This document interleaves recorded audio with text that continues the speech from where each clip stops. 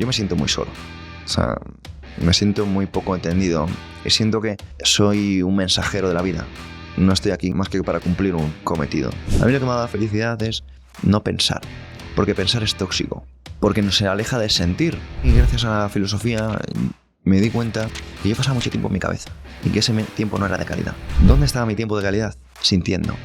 Cuando sentía, cuando no pensaba. Nada te hace más daño como tus propios pensamientos. Que sufres más por lo que tienes en la cabeza que por lo que tienes en el cuerpo en sí mismo. Si tú no sabes por qué haces las cosas, si tú no sabes quién eres, eres un títere y eres manejable.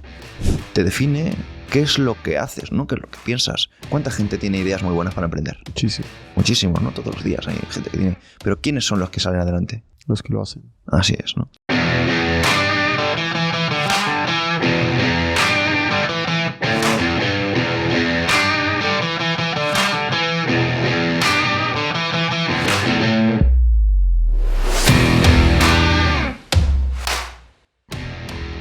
Pedro Vivar, autor de 4 libros, conferencista, tiene el blog de estoicismo más grande en español del mundo y fundador de la programación neuromotriz. Hoy vamos a tener una conversación súper interesante con una persona que yo admiro bastante. Hola amigos, ¿cómo están? Bienvenidos a un nuevo episodio de Circum Podcast. Hoy estoy muy feliz, muy emocionado, tenemos un súper invitado. Es la primera vez que viene a Circum Podcast, pero la segunda vez que está en mi podcast. Ya lo hemos entrevistado en Invertir Joven. Viene desde España. Este es el único episodio que hemos grabado de esta temporada después de Circum Experiencia. Así que ayúdenme dándole una fuerte bienvenida al gran Pedro Vivar. Oye, muchísimas gracias, tío, por traerme y por tratarme tan bien y sobre todo a la comunidad que tenemos aquí en Perú, que es maravillosa, tío. De verdad que es una buena vibra. O sea, se come súper bien. El Machu Picchu, tío, me ha hecho que esté de un humor increíble, así que estoy súper contento. Y me he traído un memento, una piedra que encontré, bueno, que compré allí, en el Machu Picchu, allí en Aguascalientes, y sé que va a traer muy buena vibra al programa. Excelente, estoy seguro que va a ir increíble. Muchas gracias a ti por venir. En verdad estábamos muy emocionados de tenerte. Primera vez que vienes a Perú, primera conferencia que das. Quiero empezar por un tema no tan teórico y más sentimental. Así que, ¿qué tal fueron los sentimientos de Circum Experiencia? Es el primer podcast que grabamos luego del evento. Ayer acabamos, hoy estamos grabando hoy lunes.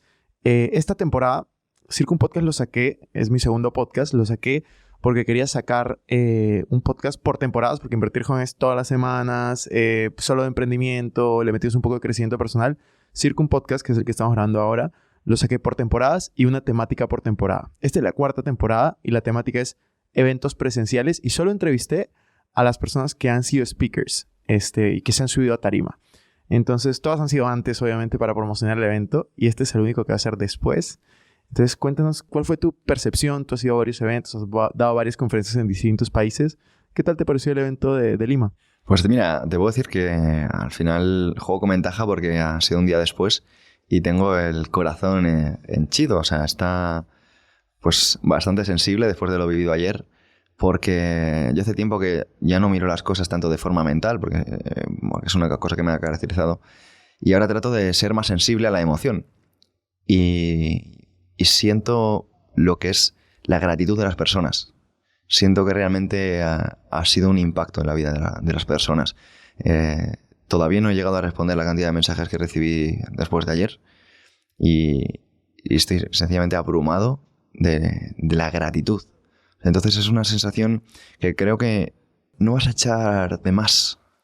Es una cosa que creo que no somos tan agradecidos como deberíamos, y a mí sentir la gratitud de estas personas me ha hecho reforzar cosas en las que a lo mejor yo también debería estar agradecido, ¿no? Entonces estoy como muy, muy pleno en ese sentido. Wow, qué increíble la forma como sentiste ese evento, porque yo me siento muy parecido. La palabra es feliz y agradecido, es como yo me sentí, ¿no? Después de este evento. Tanto que no podía dormir ayer. Yo te decía como que todavía me siento con la energía de la gente de haber subido. O sea, me sentía como Goku cuando hace la Hekigama que recibes toda la energía. Así me sentía. Y bueno, me parece increíble la respuesta. Ahora quería tratar un tema que ayer justo antes de la conferencia yo te decía, Pedro, de este tema deberías de mencionarlo en la conferencia. Y tú, no, como que voy a hablar de eso. Y para mí es como súper relevante.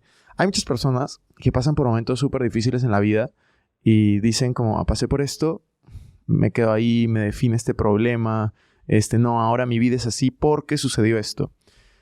En el caso de tu vida, yo creo que todos tenemos esos momentos y puntos de quiebre. En el caso de tu vida, tú has tenido 2 situaciones muy retadoras, física, pero sobre todo mentalmente hablando. Cuéntanos un poco de estas situaciones para los que no tienen contexto brevemente y cómo lo superaste y cómo fue el proceso mental de redefinirte después de esas situaciones.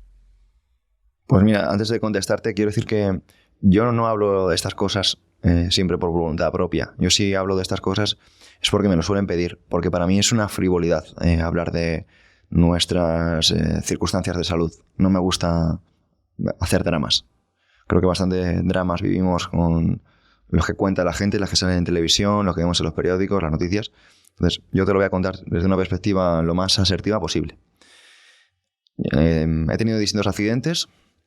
En una ocasión me caí de 7 metros y bueno, pues casi pues, me quedo ahí y no puedo volver a caminar. Y en otra situación, fue aún más grave, tuve una mala caída también haciendo una exhibición y me rompí la uretra. Y eso pues me incapacitó. Realmente pues fue la primera vez que yo sufrí algo de tal calibre que al final, fíjate, la otra que te acabo de contar, ¿no? Por la que llevo pues una astrodesis en la espalda y un montón de hierro ahora mismo encima.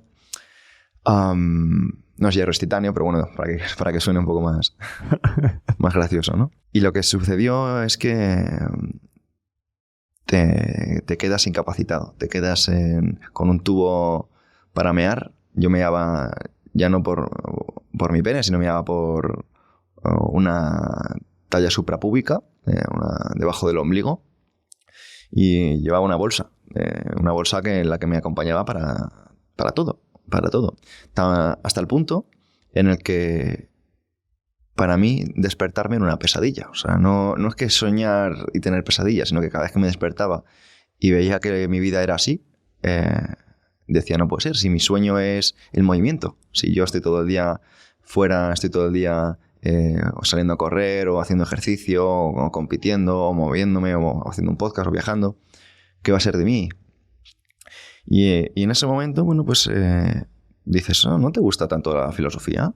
¿Te gusta tanto estos mensajitos de autoayuda y estas cositas?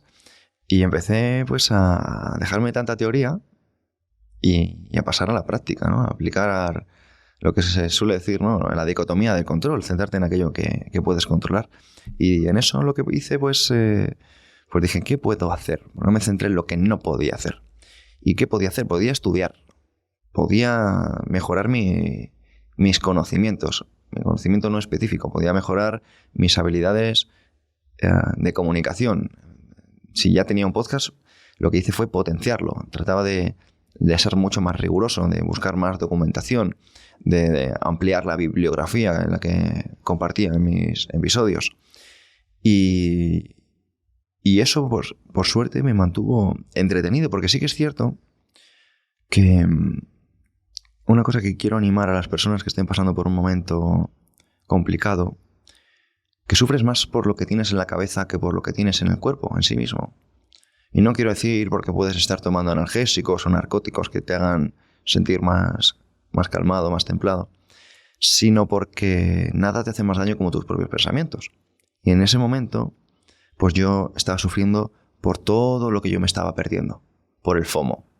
Estaba perdiéndome a competir con mis amigos, estaba perdiéndome en salir con chicas, estaba perdiéndome en viajar y conocer nuevos lugares, estaba perdiendo pues mi físico, que era algo en lo que yo pues sentía bastante validación por el entorno.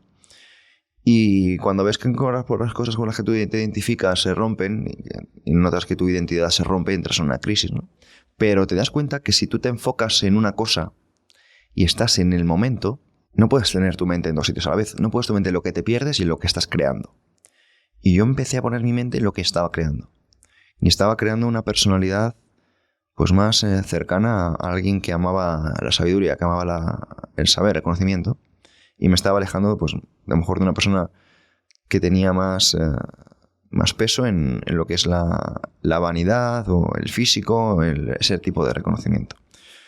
Y eso me cambió, yo creo que para siempre. Wow, me parece excelente la forma como llevaste esto. Ayer estábamos hablando y tú me contabas del nuevo libro que vas a sacar, que me encantó el título, corrígeme, pero creo que era El arte de la coherencia, ¿no? Correcto. Entonces, tú sabes que algo de lo que yo busco en las personas, por ejemplo, que subieron a tarima a decir con experiencia, y algo que yo busco en mí y en mi entorno, es esa palabra, coherencia. ¿Qué significa coherencia? Y cuéntanos, por favor, un poquito de esto que tú llamas el arte de la coherencia. ¿Qué es? Muy bien. Verás, Cristian, a mí me gusta introducir este tema con el autor, estadista y filósofo, Nassim Nicolás Taleb, un sirio autor de libros como Antifrágil, El cisne negro, Jugarse la piel, El lecho de Procrusto o Existe la suerte. Son libros que desde aquí recomiendo y que he releído. Como el hecho de sentir y actuar en la misma dirección o pensar y hablar en la misma dirección. Y dirás, qué obvio, ¿no? Pero a veces vivimos en un mundo donde es frecuente que las personas piensen de una manera y actúen de otra, sientan de una manera y hablen de otra forma distinta, ¿no? Y esto es un poco lo que yo llamo la incoherencia y lo que ha generado un poco mi interés en este tema, porque es un tema en el que yo no había visto demasiada documentación. Y la coherencia, si nos remitimos a los sabios clásicos, hay un término en griego que es homologukus, que es como un término así difícil de pronunciar, que está en relación a lo que ellos llamaban la virtud de la justicia. Y la justicia, lo que sucede con ella es que se interpreta a veces con lo que es el juicio. Y esto es a veces una respuesta de la corrupción semántica en la que vivimos. ¿Qué significa corrupción semántica? Que a veces palabras que suenan muy bien, no tienen por qué tener una expresión buena, palabras que suenan muy mal, a veces pues, podríamos darle una oportunidad de todo lo que nos pueden aportar, ¿no? Pero para no irme y no perder el hilo, el juicio es aquello que de forma externa nos dicen que es bueno o malo. Y la justicia está más relacionada con el término que hemos dicho, que es la coherencia. Que entender que lo que está bien o lo que está mal no está más que en nuestra percepción. Pero en cambio lo que es coherente va siempre con uno mismo. Por ejemplo, que tú decidas no hacer algo, pero que tú sientas que no debes hacerlo, a mí me puede parecer que está mal. Pero si tú sientes y piensas que eso es con lo correcto, tú estás siendo coherente. Y a veces lo que más nos chirría de las personas no es que nosotros no tengamos nada en común con ellas. Porque, por ejemplo, yo no soy vegano, pero si veo a una persona que dice ser vegana y come carne, pues a mí me genera como desconfianza. Entonces, lo que quiero expresar con esto es que a mí me da igual que tú tengas cosas en común conmigo si tú eres incoherente. Porque si tú estás diciendo que eres vegano y comes carne, pues me generas desconfianza y yo no te quiero en mi tribu. Pero a lo mejor yo no soy vegano, ni pienso ser vegano, y tú me dices que eres vegano y comes plantas o no comes productos de origen animal y te ganas mi respeto. ¿Por qué? Porque veo que eres una persona de fiar. El arte de la coherencia expresa por qué las personas no somos coherentes.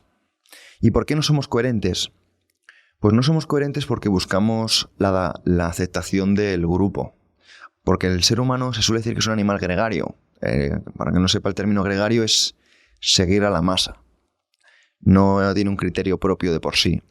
Entonces, el tema del gregarismo, el tema de querer aceptar, lo estudió un un psicólogo llamado Solomon Asch en los años 50 del siglo pasado, y puso un ejemplo en el que en un principio ponían varias líneas que tenían el mismo tamaño, y ciertas personas que estaban en la habitación compinchadas, pues evidentemente decían que tenían el mismo tamaño. Luego empezaron a hacer lo mismo, pero con líneas distintas. Entonces el sujeto a experimentar veía líneas distintas claramente, pero los otros sujetos que estaban alrededor decían que las líneas eran exactamente iguales, como pasaba en los gestos anteriores. Entonces, ¿qué se estudió? Pues que más del 75% de las personas que participaron en dicho estudio afirmaban que las líneas eran iguales, cuando claramente en la investigación no eran iguales.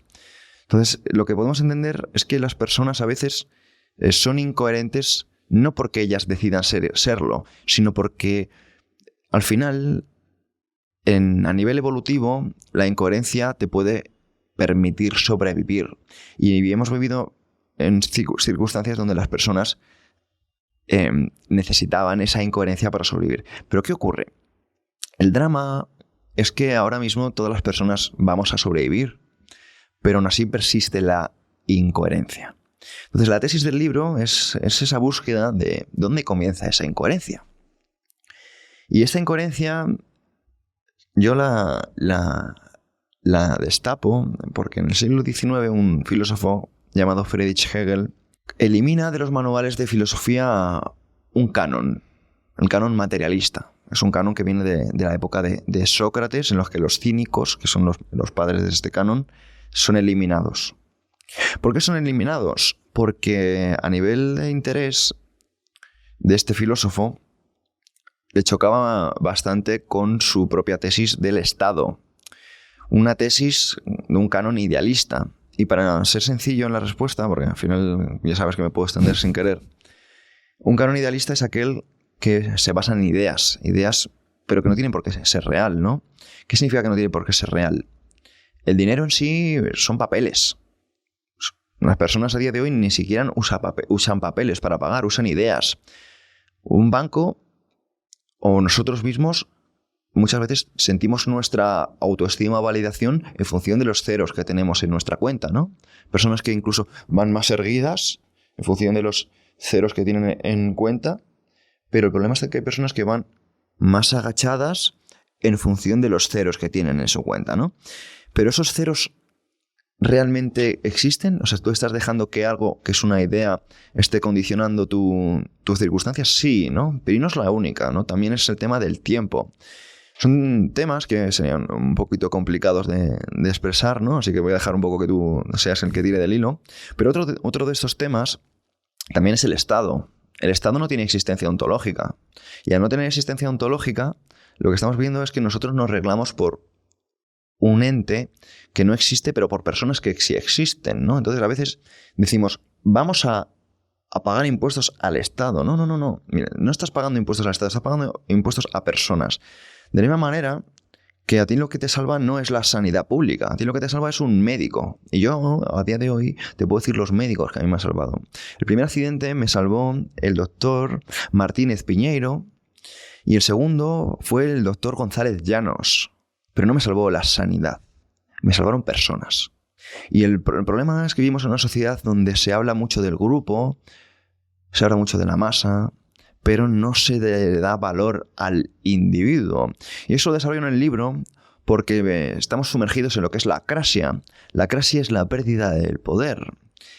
Y yo propongo recuperar la autarquía, que era aquello que perseguían los filósofos clásicos, concretamente los filósofos cínicos, que no buscaban nada externo para ganar su propia validación, sino se buscaban a sí mismos, buscaban ganarse su propia estima, lo que ahora los psicólogos llaman autoestima, ¿no? Entonces, a mí personalmente es un libro que me ha generado un jaque mental, porque me he dado cuenta de que yo personalmente estaba persiguiendo el honor y no la integridad.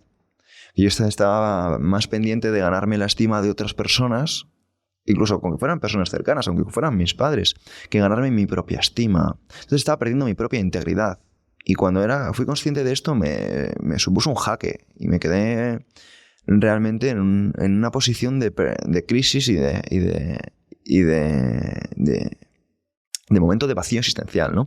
Y fue muy gracioso porque está aquí en la sala, ¿no? Mi amigo Eduardo, que yo me acuerdo en enero, que ya está finalizando el libro, me decía, tío, ¿se te está yendo la olla?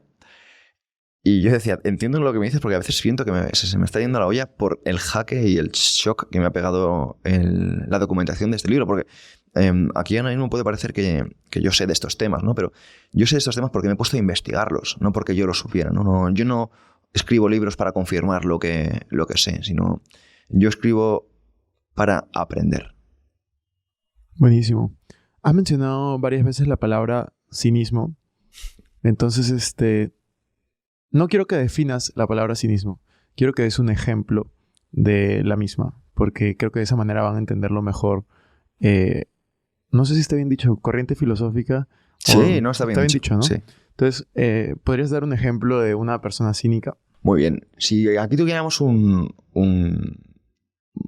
copa de vino de reserva del 2012 y tú me dijeras que has pagado $500 por ella y yo fuese cínico, te diría, son uvas fermentadas pisadas.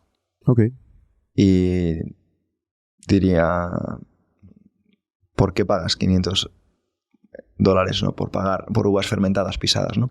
Un cínico es una persona que no se queda en la idea, no se queda en es un reserva traído de la mejor cosecha se queda en lo que ve, en lo que huele, en lo que siente, en lo que puede comprobar empíricamente, sintiéndolo por sí mismo, no en lo que otros dicen. Para un cínico no hay una realidad si no la ha probado previamente. Buenísimo. Una de las cosas que a mí me gusta de ti es el tema de la forma como piensas, la introspección que has hecho, porque todo este trabajo externo obviamente lleva a un trabajo interno. Y yo lo que quiero saber es, en la vida de una persona que está escuchando este podcast, ¿cuál es la relevancia de la filosofía, o mejor dicho, de la introspección? ¿Por qué una persona debería de detenerse de su día a día de típica trabajo todo el tiempo, estoy con mi familia, invierto, hago deporte, no sé qué? ¿Por qué debería de parar y hacer introspección? ¿Por qué debería de parar y comenzar a ver libros de filosofía, podcasts de filosofía, diarios como el tuyo, el diario estoico? ¿Qué relevancia o qué cambio crees que puede generar en la vida de estas personas? Pues mira, creo que es la mejor pregunta que me han hecho. O sea, así que te doy las gracias porque me das esta oportunidad. Espero estar a la altura de la pregunta.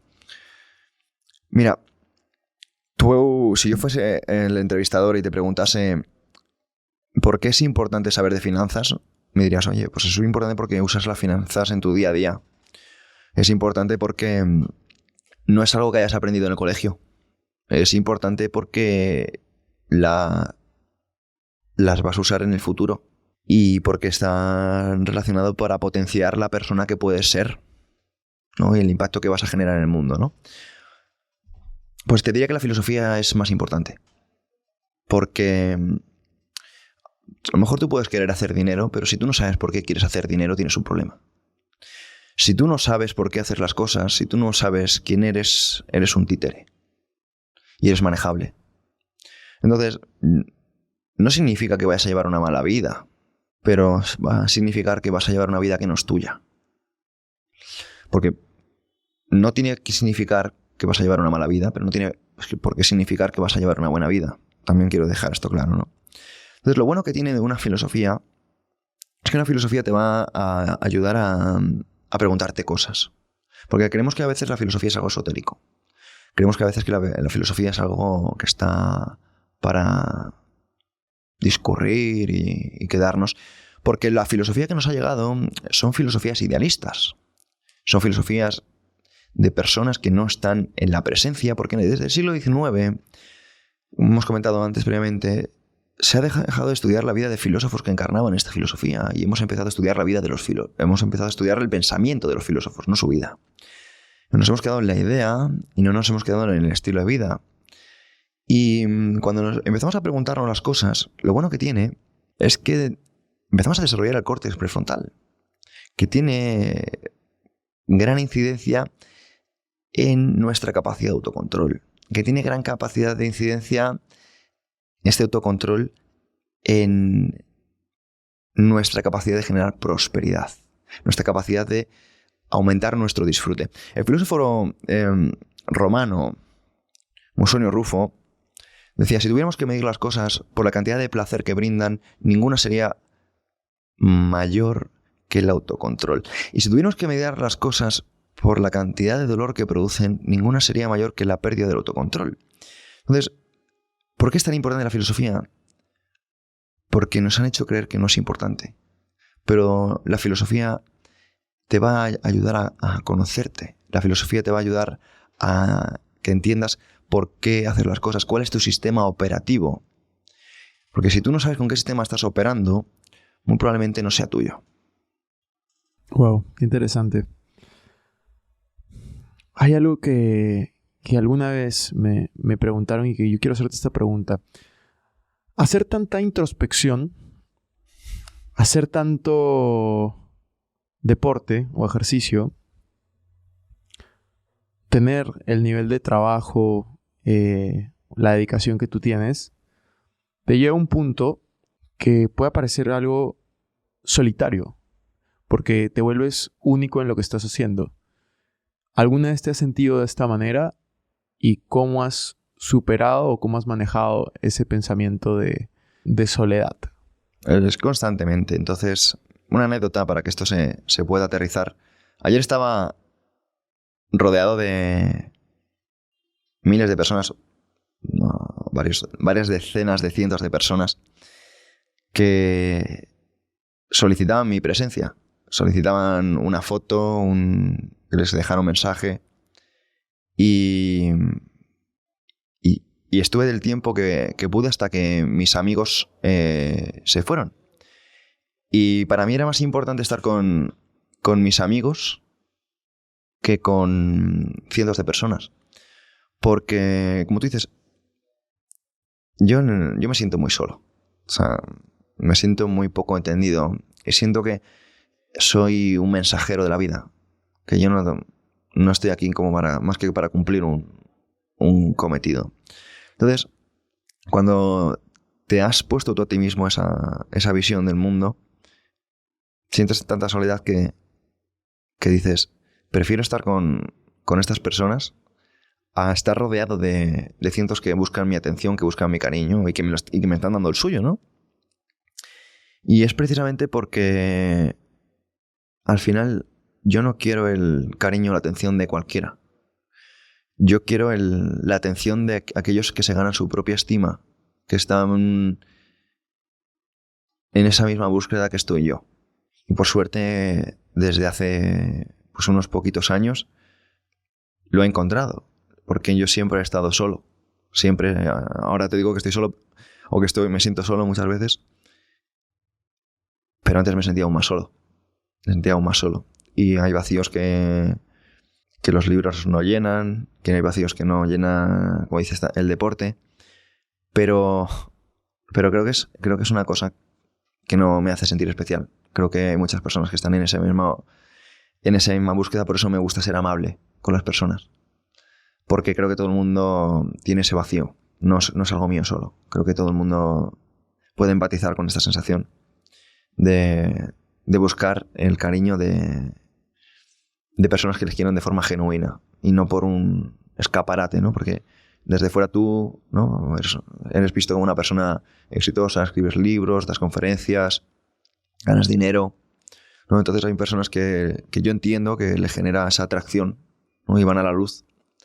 Pero seguramente que tú llevaras ayer a tu familia al escenario, sencillamente es porque para ti es lo que te llena ese vacío, ¿no? Esa sensación de ellos me entienden, ellos saben que yo sencillamente soy un chico que quiere encajar, un chico que quiere sentirse bien y que quiere ser feliz. Y yo creo que todos tenemos eso, solo que no podemos dar espacio a todo el mundo por una cuestión de coste de oportunidad. Así que, bueno, es un tema delicado, pero creo que esto puede servir como pequeña respuesta. Yo tengo esta teoría de que cuanto más destacas en diferentes ámbitos, puede ser destacar como filósofo, destacar como pensador, destacar financieramente, destacar en algún deporte o destacar físicamente, siento que para poder destacar tienes que alejarte del promedio de ese lugar. O sea, para tú poder destacar en el deporte, por ejemplo, sacrificas salir de fiesta, sacrificas ciertos espacios, o para poder destacar en algún negocio, pues tienes que priorizar el tiempo que le das a ese negocio antes que otra cosa.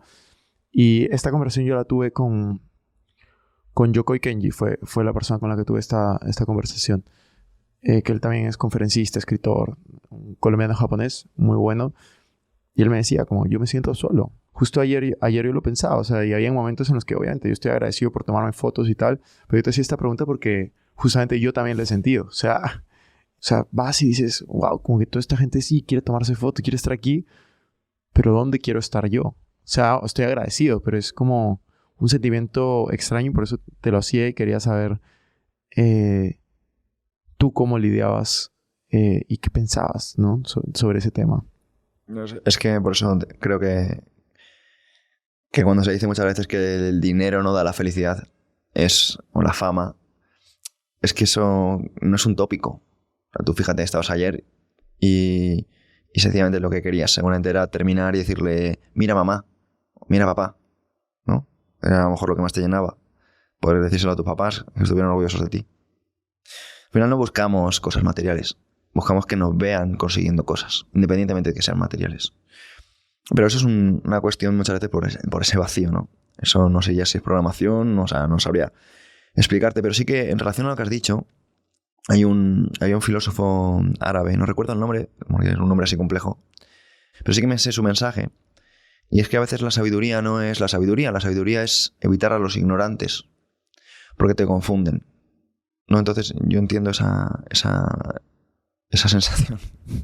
Totalmente. Yo siento que eso pasa muchísimo y de hecho yo tengo fresco eso porque el último libro que escribí fue justamente Círculo de Influencia y hice mucha introspección de cómo tu círculo te define o tú defines tu círculo y comencé a debatir todo eso en mi mente y lo escribí y bueno, ya ahora te voy a regalar el libro para que lo veas. Te van a hacer leerlo, ¿verdad? Pero mencionaste algo antes que me llevó a esta pregunta y es... Siento que es bastante profundo y siento que nos vamos a meter en una respuesta larga, pero te la quiero hacer igual. Y es, ¿cuál crees que es el sentido de la vida? ¿Crees que hay un sentido de la vida? Nada, claro, se lo tengo muy claro, ser feliz. O sea, eso es una cosa que yo me he preguntado muchas veces, es ser feliz. Y para ser feliz es la coherencia.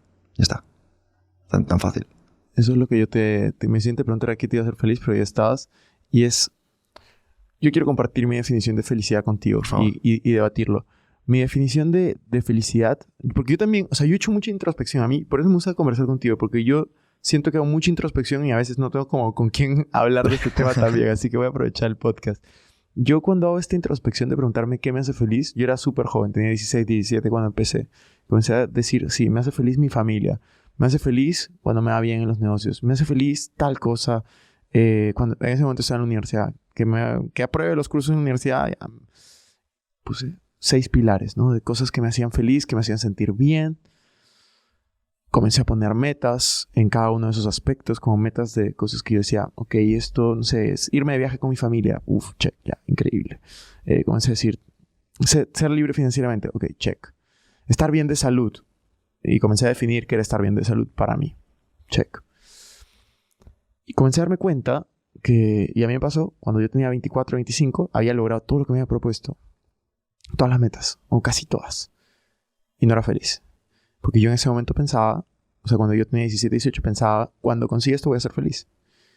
Luego me di cuenta como, tengo esto, no soy feliz. Como que me equivoqué en mi definición de felicidad. Y ahí fue, y dije, y replanteé totalmente mi vida. O sea, yo en ese momento me sentí fracasado. Yo decía como que tengo todo y al mismo tiempo no tengo lo que quiero, que es ser feliz. Y ahí fue donde justamente escribí El valor del fracaso y comencé a replantear muchísimo mi mente. Replanteé y dije, ¿por qué? ¿Por qué? ¿Por qué? Y ahí fue que entendí algo y es mi felicidad en este momento de mi vida. Quizás en 10 años escucho esto y digo, ¿qué estabas pensando? Pero mi felicidad en este momento de mi vida, yo lo encuentro en el proceso.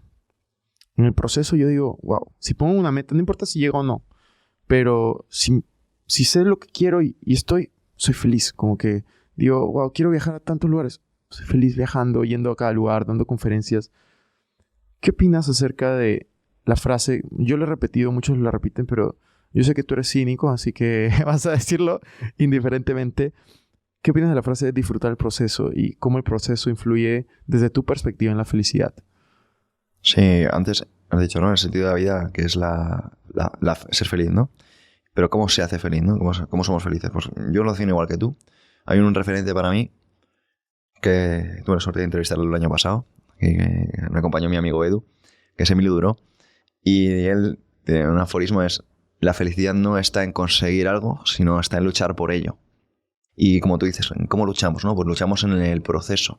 Como encima te ha bendecido tu subconsciente en el progreso. Y yo sé que a ti también te gusta mucho Tony Robbins, y Tony Robbins precisamente dice que la felicidad es progreso. Entonces, ¿cómo somos felices? Pues, yo hace tiempo que me defino a mí mismo como un burro que persigue una zanahoria. Entonces, a mí me da igual la meta. Porque hay un proverbio haitiano que dice: detrás de las montañas hay más montañas. Entonces, a mí me da igual la meta. Yo sé que ahora mismo me propuse una meta, pero una anécdota así rápida, porque esto, para que no quede demasiado en el aire, a nivel de aterrizarlo, yo cuando estaba estudiando la carrera, mi sueño era sacarme la carrera. Pero cuando me saqué a la carrera, yo lo que quería era ser entrenador personal. Pero cuando saqué de entrenador personal, yo lo que quería era ser entrenador con mi gimnasio. Pero cuando tenía mi gimnasio, yo lo que quería era tener reputación. Pero yo cuando tenía mi reputación, yo lo que quería era ser reconocido fuera de mi país. Cuando ya me conseguí fuera de mi país, yo lo que quería era tener un gimnasio. Me volví a España y quería un gimnasio más grande. Cuando ya tenía un gimnasio más grande, yo lo que quería era dedicarme a otra cosa que no fuera el entrenamiento, porque creo que la vida era más allá del entrenamiento, y empecé a escribir libros y me abrí un podcast. Y quiero decirte que yo te entiendo y que a mí no me ha dado la felicidad nada de eso. A mí lo que me ha dado la felicidad es no pensar, porque pensar es tóxico, porque no se aleja de sentir. Entonces, a mí, gracias a la filosofía, me di cuenta de que yo pasaba mucho tiempo en mi cabeza, pasaba mucho tiempo en mi mente, y que ese tiempo no era de calidad. ¿Dónde estaba mi tiempo de calidad? Sintiendo. Cuando sentía, cuando no pensaba, cuando estaba con mis amigos, cuando estaba haciendo cosas con mi cuerpo, cuando estaba haciendo el pino, cuando estaba saliendo a correr, cuando estaba echando un polvo, cuando estaba comiendo. Entonces, vamos a ser cínicos, ¿no? Está excelente. Entonces, Oye, se haga demorar en entender la mitad de las personas que están aquí escuchando. Entonces, cuando dejé de pensar, ¿no? Y me di cuenta de cuándo me hacía más dramático, pues cuando pensaba, ¿no?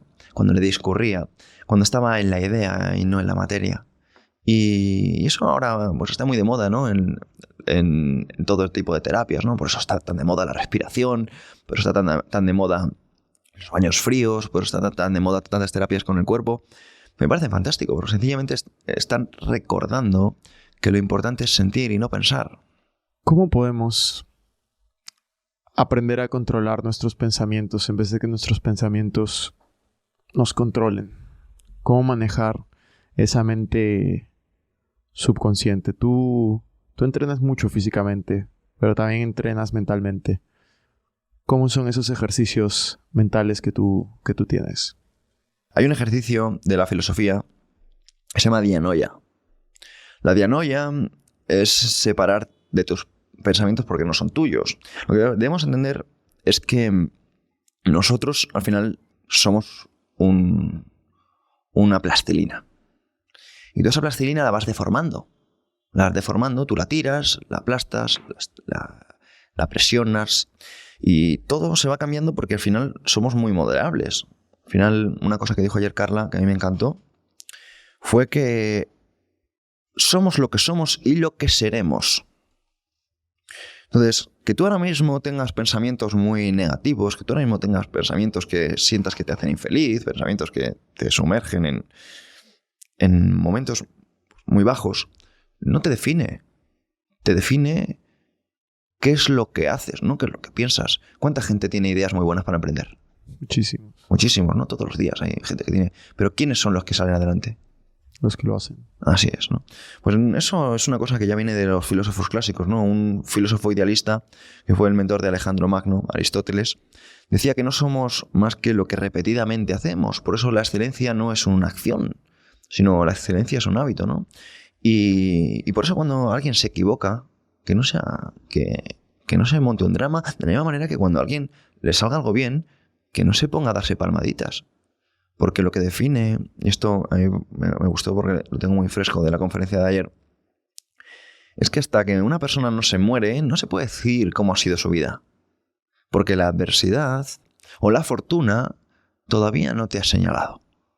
Así que a mí me gusta tener presente la muerte, como ves aquí con esta calaverita tan bonita que hemos enseñado antes, porque me recuerda que no importa mis éxitos, ni importa mis fracasos. Así que hasta que no me muera, apretar, que te queda mucho trabajo por hacer. ¿Cuál es la importancia de la muerte para ti, como lo estás mencionando? ¿Qué significado te puede dar?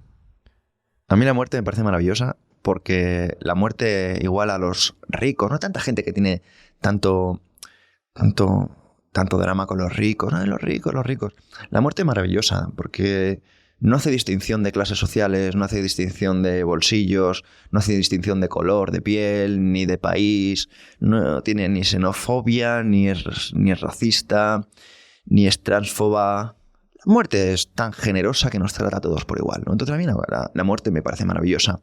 La muerte además me encanta porque cuando tienes unos momentos en los que no puedes vivir la vida que tú sueñas vivir, en los momentos en los que estás limitado por tu cuerpo, por el dolor, la muerte es una salida preciosa. Y el problema de la muerte es que no se enseña, igual que no se enseña filosofía, o no se enseña finanzas, o no se enseña nutrición, no se enseña programación neuromotriz. Pues son cosas que, aunque no se enseñen, son muy importantes, ¿no? Y la muerte, pues a mí me gusta un filósofo que se llama Michel de Montaigne, que decía que quien ha aprendido a morir ha aprendido a vivir, porque ha dejado de ser un esclavo. Y me gusta una historia que cuento en el libro, que habla una parte de la muerte, que es de Frederick Douglass, que fue un esclavo americano de la época de la esclavitud y algodón, en los campos de algodón en América, que en una ocasión ya se harta de recibir palizas. Y dice, básicamente, prefiero morir. Y cuando se da cuenta de que prefiere morir a recibir palizas y se empieza a defender, curiosamente, los esclavistas le dejan en paz. Y él se da cuenta de que solo ha sido esclavo de sí mismo. Entonces, esto es una propuesta maravillosa. Recordar que tenemos dos vidas y que la segunda comienza cuando nos damos cuenta de que solo tenemos una. Me encanta esa frase. Yo también tengo mucho respeto y tengo mucha relevancia a la muerte. Y una de mis frases favoritas, algo que yo me repito constantemente, es: vive como si fueras a morir mañana y sueña como si fueras a vivir para siempre. A mí me resuena mucho eso. Pedro, voy a intentar meterte en apuros. Buena suerte. Sé que va a estar difícil, pero mi pregunta es más banal. Diferencias entre España, Latinoamérica. Has estado hace poquito en Chile, estás ahora en Perú. ¿Qué diferencias encuentras? No te voy a decir de la comida, no te voy a decir de tema necesariamente emprendimiento, pero tema mentalidad. ¿Tú encuentras que son similares las personas de ambos lugares? ¿Hay alguna diferencia marcada? ¿Algo que te haya llamado la atención? ¿Tienes a uno de tus mejores amigos que es de Latinoamérica también? Cuéntanos un poco, ¿cuál es tu percepción? Pues mira, a mí me encantan los latinos porque son más amables y más cariñosos. Y aquí en España la gente va muy de dura, va a veces con un palo en el culo. Entonces, a mí venir aquí y que me traten con tanto cariño y con tanta cercanía, como si me conocieran de toda la vida, pues me facilita mucho porque, aunque no lo parezca, yo soy un tipo introvertido. Ya dirán, no, ¿tú que vas a ser introvertido? La verdad que yo ya me he entrenado tanto que me salgo adelante de donde sea, ¿no? Pero soy un tipo introvertido. Y aquí pues me lo ponéis muy fácil. Aquí en los sitios en donde he venido, pues al final la gente es súper cercana, ¿no? Y eso es un punto a favor de la gente de aquí. Luego, cosas que no me gustan, por ejemplo, de Perú. Pues mira, no me gusta la gestión que hay, por ejemplo, del transporte, las carreteras y, por ejemplo, de las actividades turísticas, como por ejemplo el Machu Picchu, ¿no? O sea, Machu Picchu es un sitio con un potencial tremendo que está explotado de una forma terrible. O sea, terrible y desastrosa, ¿no? Entonces me di cuenta de que son culturas que deberían de reclamar un poco más de libertad y no tanto gestión de la política. Porque, por ejemplo, lo bueno que tiene, por ejemplo, hablando de España, ¿no? Es que no hay mucha intervención, ¿no? Pero por lo menos no hay tanta intervención como aquí. Y nosotros, por ejemplo, también estamos protegidos por el euro, ¿no? O sea, nosotros no podemos devaluar la moneda como, por ejemplo, se ha hecho en Argentina, ¿no? O sea, claro. Entonces nosotros tenemos una economía mucho más cercana al marco alemán de entonces, que es el euro, que está precisamente, dada la crisis que hubo en la República de Weimar, ¿no? por la inflación y por la deflación, el tema de que la moneda es más segura, ¿no? Entonces a las personas pueden mirar a largo plazo. Las personas en España creo que son más de mirar a largo plazo y aquí creo que hay una cultura más de cortoplacista en ese sentido, ¿no? Y sinceramente pocas diferencias más, te puedo decir. O sea, creo que al final todo el mundo busca lo mismo, ¿no? Todo el mundo, no importa lo fuertes o lo duros que se muestren, todo el mundo está buscando amor. Eso es cierto, pero o sea, hay una diferencia que yo percibí que quiero compartirla. Sí. O sea, yo, para los que no saben, yo he vivido en Madrid unos años y hay una mentalidad para el emprendimiento y para trabajar. Yo creo que son distintas desde mi percepción, éticas de trabajo. Cuéntanos. La ética de trabajo en España, por ejemplo, yo creo que es menor muchas veces que la de Latinoamérica. Desde mi percepción. Tal vez en el entorno que yo he estado o que he conocido, por supuesto. Pero muchas veces, o sea, no digo que sea bueno ni malo, no estoy juzgando. Éticas de trabajo en Latinoamérica, por ejemplo, trabajan muchas más horas y está en la vida mucho más centrada hacia tu trabajo, tu emprendimiento, que en España, que yo siento que son como... Tu trabajo es 6, 7, 8 horas, 10 horas en algunos casos, y luego entras a tu vida social, tu vida familiar. En Latinoamérica yo siento que está todo más alrededor del trabajo. No es como que tienes distintas esferas. Es como tienes el trabajo y que todo va girando a eso y vas moviendo tu vida hacia eso. Entonces eso me parecía como, a mí, obviamente, un choque cultural cuando fui por primera vez. Pero claro, tú todavía no has vivido en Latinoamérica. Claro, pero ¿sabes lo que ocurre? Que no, tu tesis es bastante acertada. Porque tiempos duros traen hombres fuertes. Y hombres fuertes crean tiempos buenos. Y los tiempos buenos crean hombres débiles. Y los hombres débiles crean tiempos duros. Entonces, España viene de unos 30 años de vacas gordas. Y eso ha generado que mi generación sea una generación cómoda. Y sea una generación del mínimo esfuerzo. Y sea una generación del yo me lo merezco. Y que creen que el futuro es un porvenir. Pero el futuro es un por hacer. Y eso se impregna en la cultura y se impregna en la forma de vivir de las personas. Aquí en Latinoamérica vienen de tiempos duros. Y esos tiempos duros pues han generado que las personas requieran un esfuerzo. Como decía, ¿no? Vosotros al final sois una cultura que al estar naciente pues ha requerido mucho más trabajo. España ya lleva más ventaja. De acuerdo. Ya para ir cerrando, Pedro, Claro. te voy a hacer algunas preguntas finales. En la caña. Hay algo rápido. ¿Libro favorito?